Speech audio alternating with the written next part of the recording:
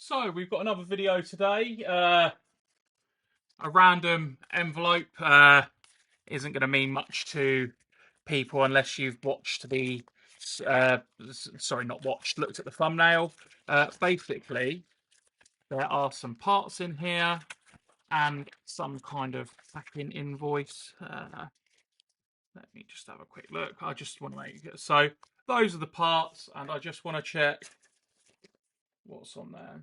Okay, so this is a Wolverine battery grip bracket and spring set.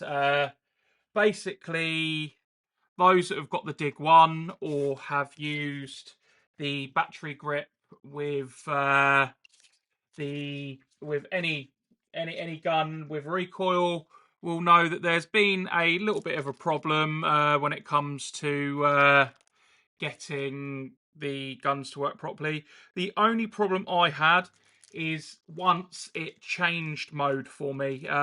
So it's not been a huge problem, but I know some of you have had some really horrific issues, and hopefully we can get these resolved. As you can see, it's just a basic 3D printed piece of plastic with some springs in them.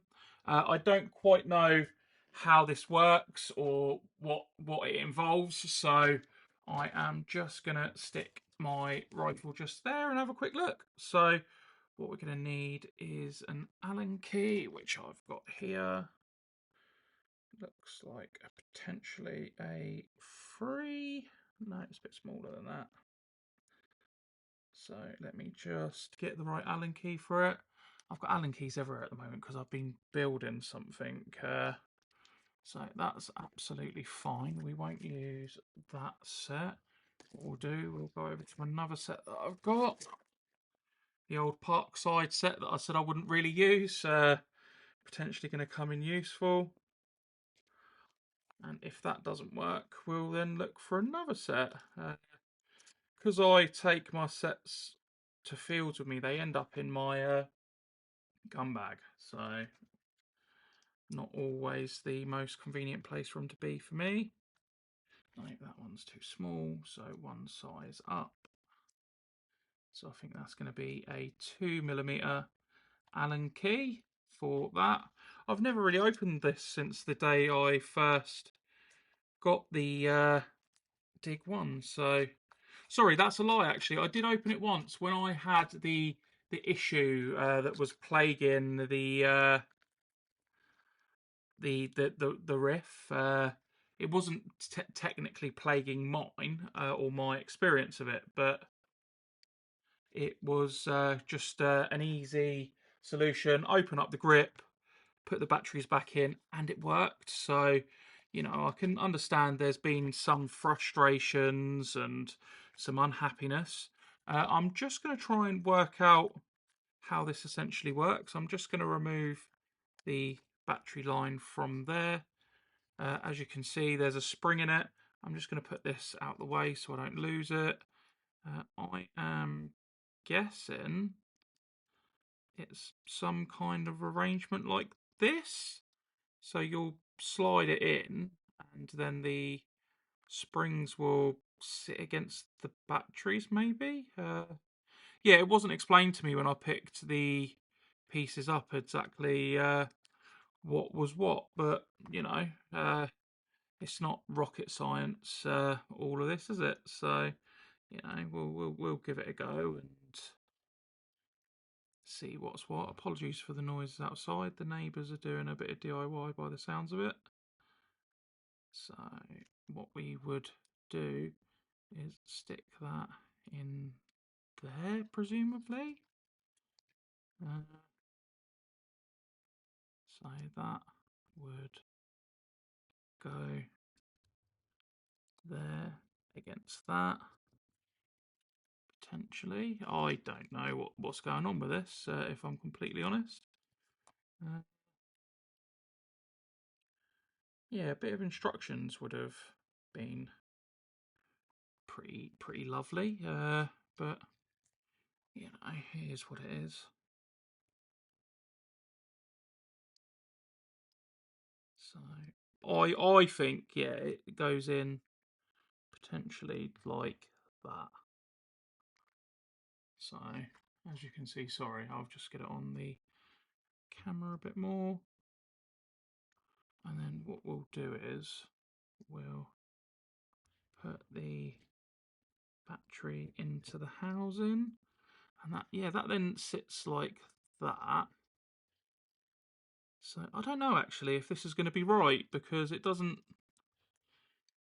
sit all that well. So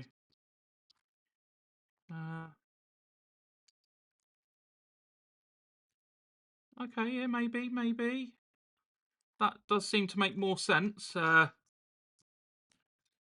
then you push that in. Yeah, that's it. So basically everything's kind of smushed in, and these batteries are going absolutely nowhere.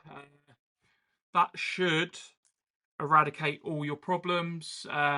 If you're having problems with your DIG1, please reach out to Wolverine, and they'll either send you to the person that sold you these particular rifles, or they'll send them out themselves. So yeah, basically you then plug this back in.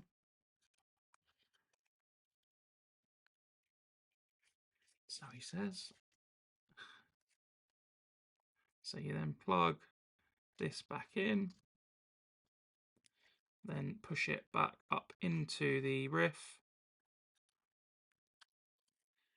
And then what you do,